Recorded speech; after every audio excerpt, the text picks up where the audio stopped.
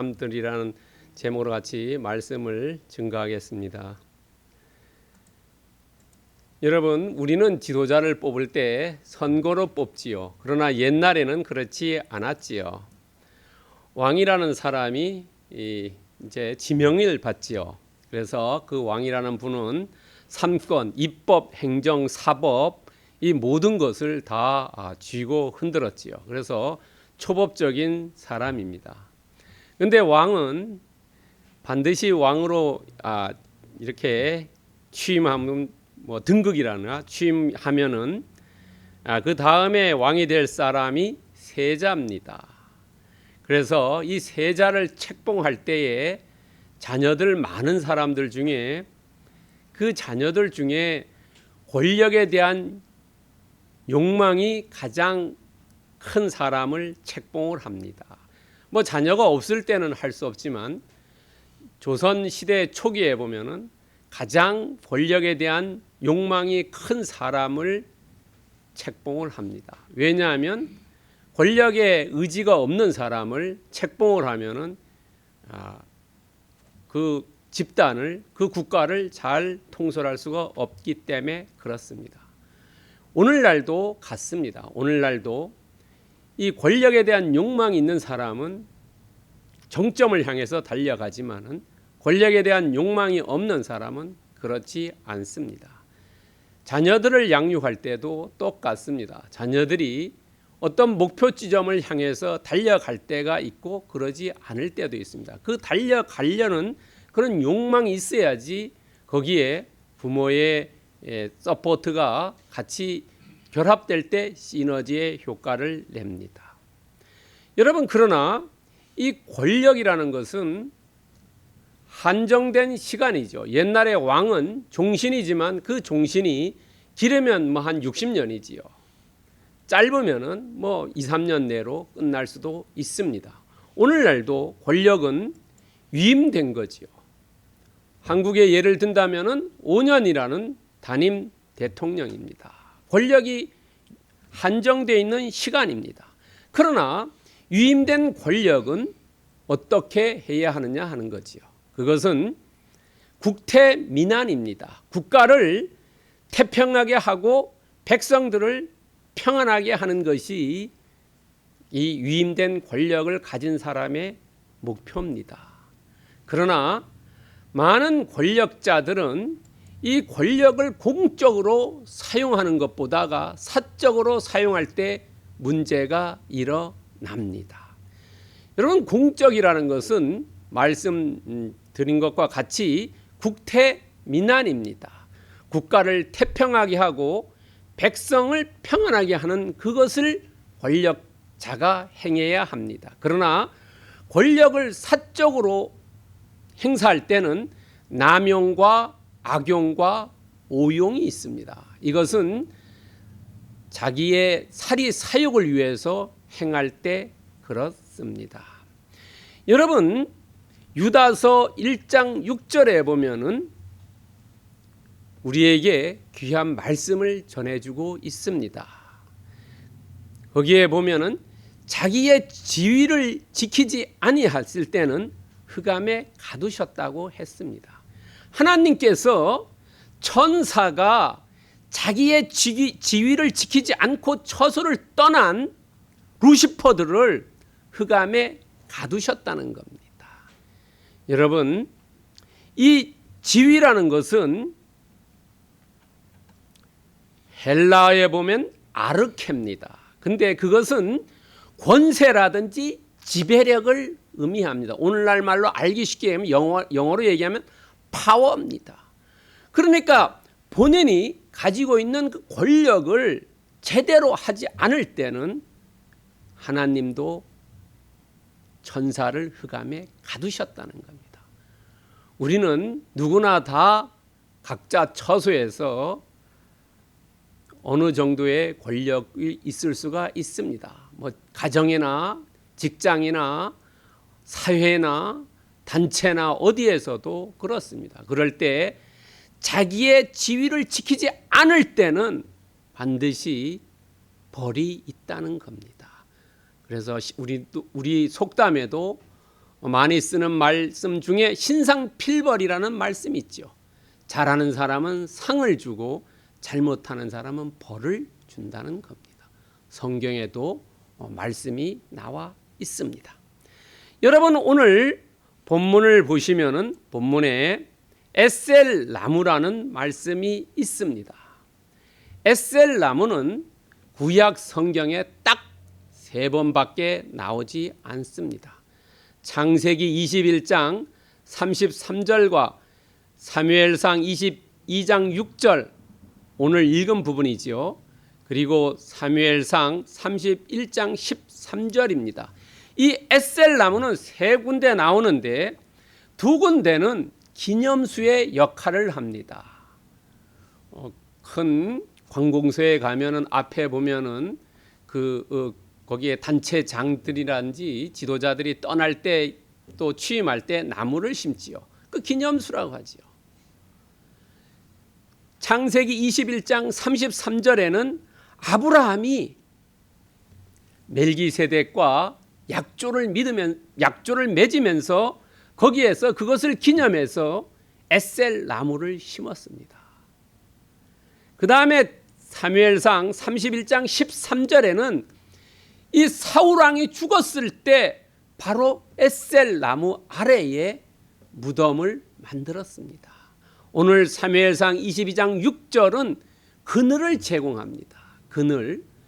여러분, 이스마엘이 아브라함으로부터 쫓겨났을 때 광야에서 지쳐서 쓰러진 나무 아래가 바로 이 에셀 나무라고도 이야기합니다.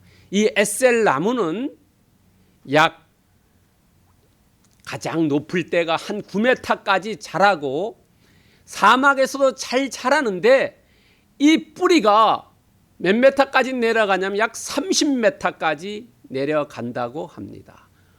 상당히 깊은 곳까지 내려갑니다. 그 정도 내려가면 아마 사막에서도 지하수가 있는 것 같습니다. 또 오늘 새로운 인물이 하나 나타납니다. 도액이라는 인물입니다. 이 도액은 이름의 의미는 염려하다라는 의미를 가지고 있습니다. 이 사람도 구약 성경에 딱 4번밖에 안 나옵니다. 사무엘상 21장 7절에 한번 나오고요. 22장에 9절, 18절, 22절에 나옵니다. 이 사람이 나올 때는 꼭 에돔 사람이라는 전치사랄까요? 수식어가 붙습니다. 왜냐하면 에돔은 에서의 후손들입니다. 이 사람들은 어떻게 얘기하면 이방 족속들이고 여호와 하나님을 믿지 않는다는 것을 의미하기 위해서 에돔 사람이라고 꼭 씁니다. 여러분, 예수님 시대 때 헤롯 대왕이 바로 이 에돔의 혈연 관계가 있는 사람입니다. 여러분, 오늘 본문에 보면은 10절에 아히멜렉이 그를 위하여 여호와께 묻고라는 구절이 있습니다. 여호와에게 물었다. 그런데 이것을 도액이라는 사람이 사울왕에게 참소할 때 하는 얘기였는데 이 여호와에게 묻고라는 단어는 앞에 성경 어느 구절에도 나오지 않습니다. 그러나 다음 주에 설교할 부분인 아히멜렉이 15절에서 이 이야기를 확인해 줍니다. 성경에 나오지 않았지만은, 기술이 안 됐지만은, 그러나 이 아히멜렉이 확인을 해 줍니다. 또 이 아히멜렉이라는 이 제사장은 어떤 계열이냐면, 우리가 사무엘이 이 엘리 제사장 밑에서 제사장의 수업을 받았지요. 옛날에는 도제 교육입니다. 오늘처럼 뭐 이렇게 신학대학원에서 여러 사람 많고 교육하는 게 아니라 1대1의 교육을 받았지요. 여러분, 엘리 다음에 그 다음 자식이 비느하스고요. 그 다음 자식이 아히두비고, 그 다음 오늘 나온 이 제사장 아히멜렉은 엘리의 증손자입니다. 그러니까 4대째 신앙을 가지고 제사장 업무를 한 자입니다. 이 아히멜렉의 뜻은 왕의 형제들입니다. 그렇다면은 오늘 본문을 통해서 몇 가지를 더 깊이 한번 알아보겠습니다. 오늘 성령을 떠난 사람들인데요. 성령을 떠났을 때 어떻게 되느냐 하는 겁니다. 오늘 두 사람이 나오는데 이 두 사람이 성령을 떠났을 때 사울 왕과 도액이 어떻게 행동을 하느냐를 통해서 우리의 삶도 한번 비교해 볼 수 있지 않나 생각됩니다. 첫 번째는 편집증입니다. 편집증이요. 편집증이라는 것은 타인의 행동을 의심하고 타인의 의도를 불신하는 겁니다. 다른 사람을 믿지 않는 것을 이야기합니다. 그렇다면 다른 사람을 믿지 않는다는 것은 고립무원이라는 거죠. 혼자 있다는 겁니다. 여러분 오늘 본문 6절에 보면은 사울 왕이 기브아의 높은 곳에서 손에 단창을 들고 있다고 기술되어 있습니다. 여러분 텔레비에 가끔 나올 때 보면은 전제 국가 그러니까 독재자들을 보면은 꼭 어떻습니까? 대부분 독재자들은 권총을 차고 나오지요. 왜 그렇게 했습니까? 그 사람들 심리는 늘 불안한 거래요. 누가 나를 총 쏴서 권력으로부터 제거할까 봐 늘 두려워가지고 권총을 차고 나오는 모습들을 보셨을 겁니다. 오늘 이 사울 왕도 성령이 떠났기 때문에 기브아 높은 곳에서 하니까 어떻습니까? 사람들이 옆에 없겠지요. 그리고 손에 단창을 들고 있었어요. 여러분 이 사울은 다윗에게 창을 던져서 죽이려고 했고 또 자기 아들인 요나단에게도 창을 던져서 죽이려고 했어요. 여러분 사무엘상 20장 23절에 보면 이 사울이 자기 아들에게 단창을 던져서 죽이려고 했습니다. 여러분 정말로 부모가 자기 장남을 죽인다는 거 있을 수가 있겠습니까? 그러나 권력 앞에는 자식도 없지요. 헤롯 왕도 죽이고 자녀들 예수님 오셨을 때 어땠습니까? 2살 아래로 전부 죽였지요.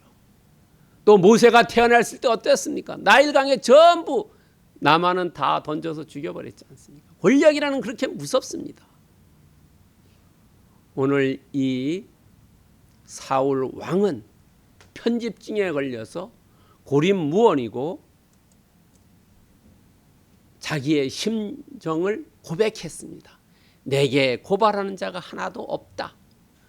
그리고 슬퍼하거나 알리는 자가 하나도 없다라고 완전히 자기 고백을 합니다. 여러분 이것을 통해서 지도자의 덕성이 문제가 된다는 거죠. 성령이 떠나면은 지도자는 덕성이 문제가 덕이 문제가 된다는 거예요.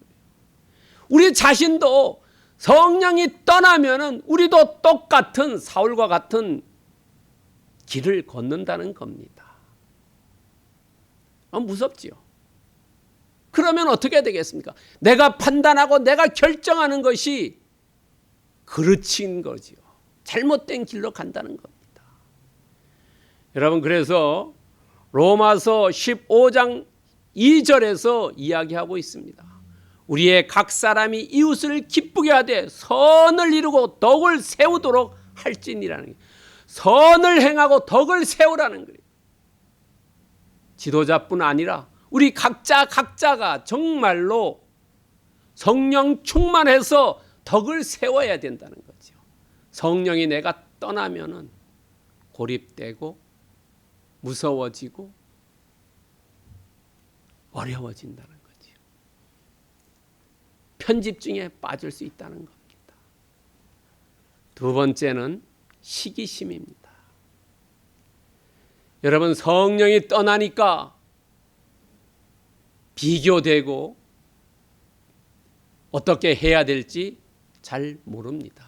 눈에 보이는, 육신에 보이는 것에 따라서 결정하게 됩니다. 이 사울 왕은 중상모략을 하기 시작합니다.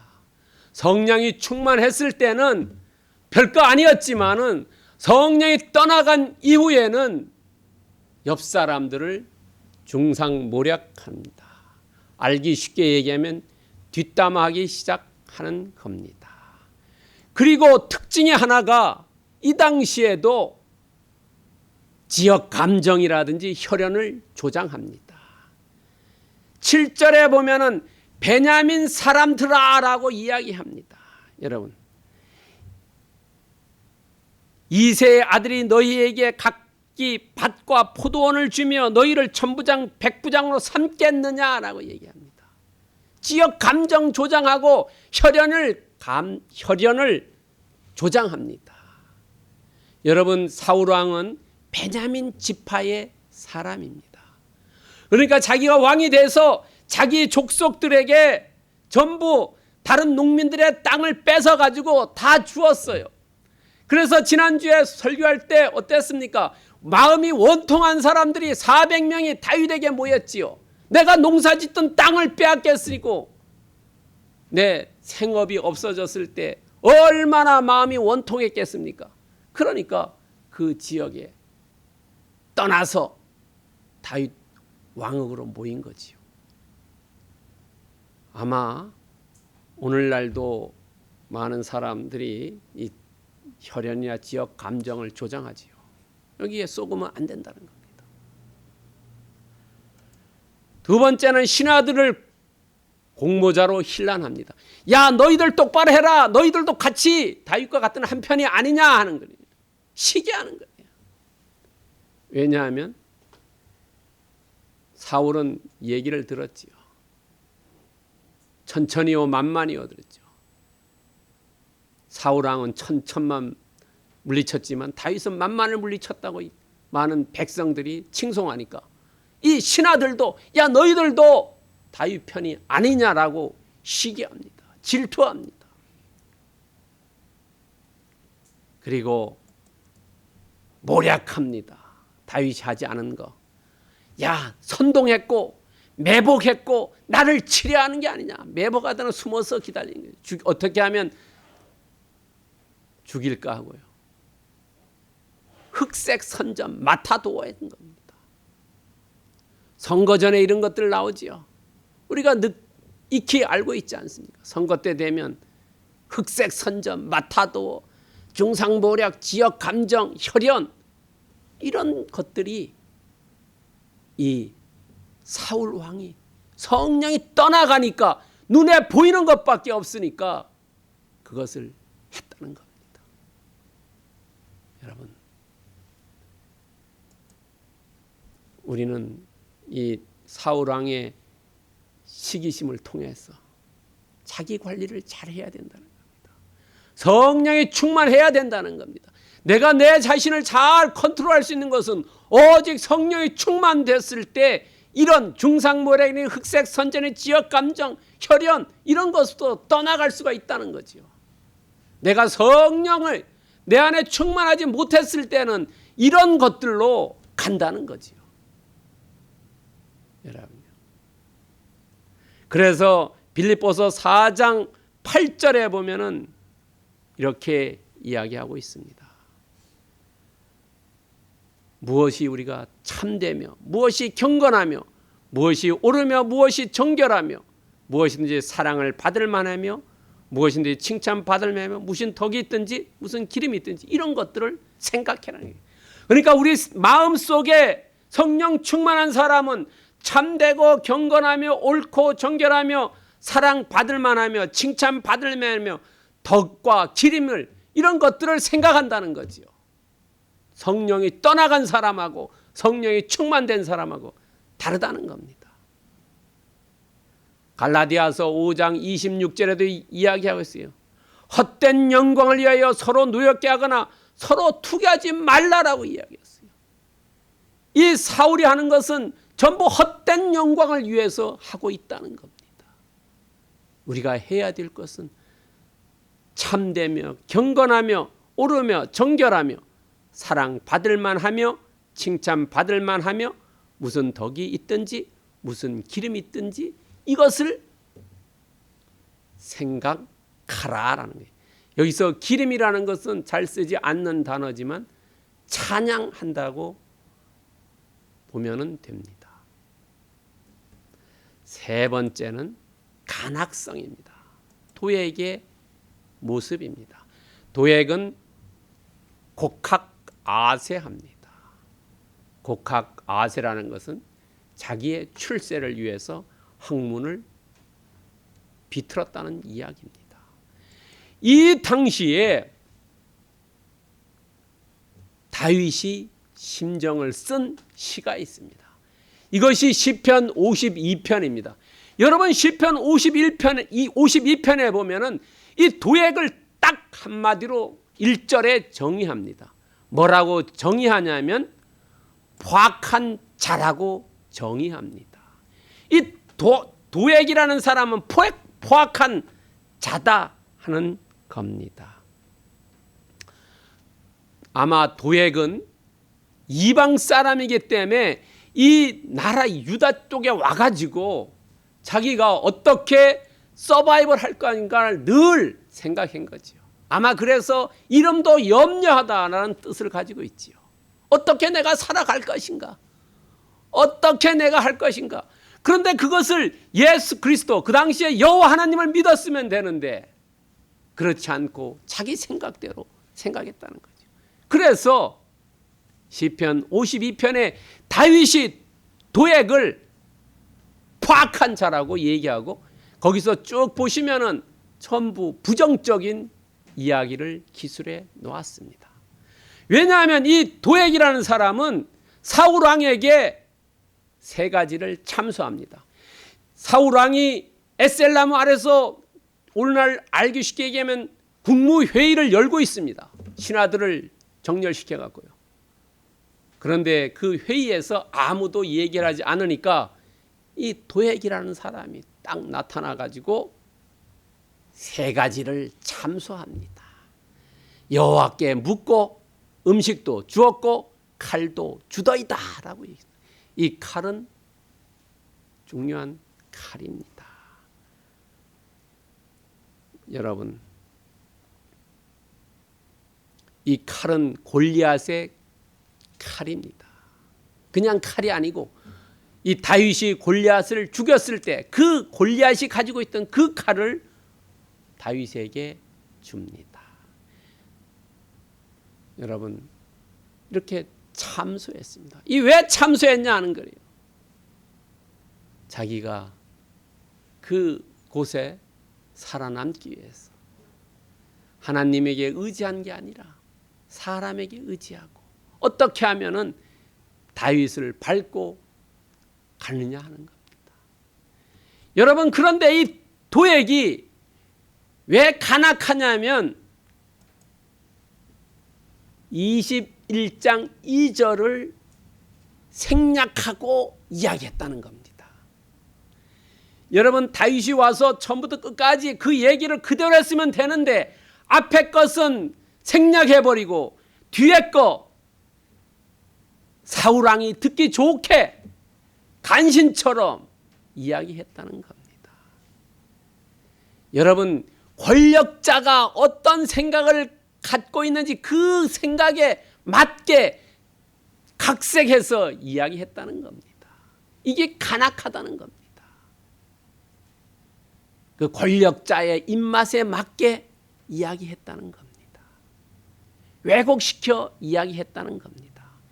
여러분, 사무엘상 21장 2절에 보면은 처음부터 왜 다윗이 아히멜렉 제사장 찾아왔는지 그 이야기를 빼놓고 이야기했기 때문에 나중에 다음 주에 설교할 이 놉당 아히멜렉 제사장 85명이 진멸을 당합니다. 누가 죽이냐? 다른 신하들이 안 죽인다고 했을 때 이 도액이라는 사람이 가서 진멸을 합니다. 여러분 생각해 보세요.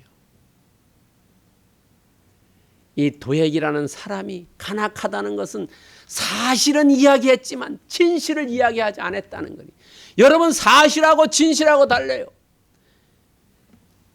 도액이 얘기한 것은 다 맞습니다. 틀리지 않아요. 그러나 이 진실을 얘기하지 않았다는 것, 앞에 가장 중요한 그 얘기를 빼먹었다는 겁니다. 진실을 이야기하지 않은 이 간악성이 문제였다는 겁니다. 우리도 사실을 이야기해야겠지만 진실을 이야기해야 된다는 거죠. 요한복음 1장 47절에 보면 예수님께서 이야기하셨습니다. 예수께서 나다니엘이 자기에게 오는 것을 보시고 그를 가리켜 이르시되 보라 이는 참으로 이스라엘 사람이라 그 속에 간사한 게 없다는 거예요. 그러니까 이 사람은 나다니엘은 완전히 순진한 사람이라는 거죠. 진실한 사람이라는 거죠. 성실한 사람이라는 거죠. 우리는 사실도 중요하지만 진실할 때, 간악이 없을 때, 간사함이 없을 때 그때 비로소 진실한 사람이 될 수 있다는 겁니다. 도액처럼 자기의 출세를 위해서 성령이 떠난 사람들은 그런 사람들이라는 겁니다. 그렇다면 오늘 본문을 통해서 주시는 메시지는 뭐냐는 겁니다. 성령을 떠난 사람들, 성령을 떠난 사람, 사울왕은 권위주의자였고 그의 신하 도액은 기회주의자였다는 겁니다. 어떻게 하면 다른 사람을 밟고 출세를 할 수 있는가 하는 거죠. 이 사람들은 권력을 사적으로 이용했다는 겁니다. 성령을 떠나면은 공보다 사가 앞선다는 겁니다.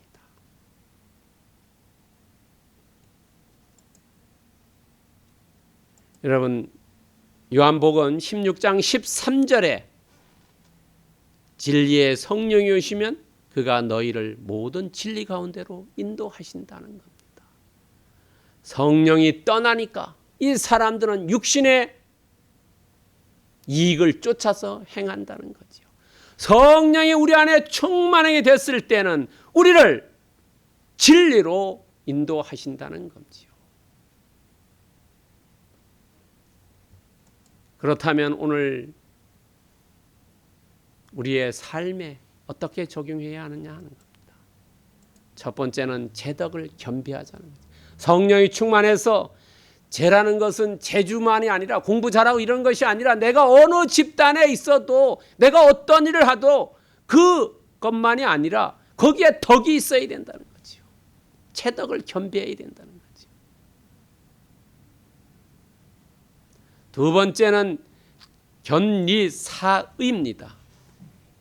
이익이 있는 것을 보았을 때 의로움을 생각하자는 거죠. 성령이 충만했을 때는 내가 이익이 되는 것을 봤을 때 정말로 나와 주변과 모든 사람에게 이익이 되는 방향으로 가지만은 그러나 내가 성령이 떠나갔을 때는 내 혼자의 이익만 본다는 거죠. 옳음이 없다는 거죠. 약육강식이라는 거죠. 견리사의입니다. 오늘 사울 왕이라든지 도액은 이익이 있을 때 그것을 의로움으로 사용하지 않죠. 불의로 사용했다는 겁니다. 어떻게 하면 다윗을 멸망시킬까? 어떻게 하면 내가 저 사람을 밟고 높게 올라갈까만 생각했다는 겁니다. 세 번째는 지록위마입니다. 여러분 지록위마는 사슴을 가리켜서 말이라고 이야기합니다. 도액은 사실은 이야기했지만 진실을 이야기하지 않았다는 거지요. 여러분 우리는 정말로 지록위마에 우를 범하면 안 된다는 겁니다. 진실을 이야기해야 된다는 거지요. 왜 이렇게 도액과 사울 왕이 이렇게 행동했냐면 성령이 떠나갔을 때 그렇다는 겁니다. 우리도 경험할 수 있죠. 내 안에 성령이 떠나갔을 때는 정말로 잘못해서 실수할 때가 한두 번이 아니었지요. 내가 성령의 충만 받아야 된다는 겁니다. 여러분, 누가복음 4장 1절에 말씀하고 있습니다. 예수님도 성령의 충만이 입어서 성령에 이끌려서 광야에 갔을 때 40일간 시험을 받았지만 승리할 수 있었다는 거지요. 우리도 성령이 충만했을 때 사탄 마귀 귀신이 오더라도 물리치고 승리할 수 있다는 거죠. 만약에 우리가 성령이 충만하지 않았을 때는 사탄 마귀 귀신의 밥이 된다는 겁니다. 사울 왕과 도액처럼 그렇게 잘못된 판단과 결정한다는 거지요. 여러분이나 저나 우리가 성령 충만되어서 갈라디아서 5장 22, 23절에서 얘기하는 성령의 열매는 사랑과 희락과 화평과 오래 참음과 자비와 양성과 충성과 온유와 절제를 맺는 그런 삶을 사시기를 그리스도의 이름으로 축원드립니다.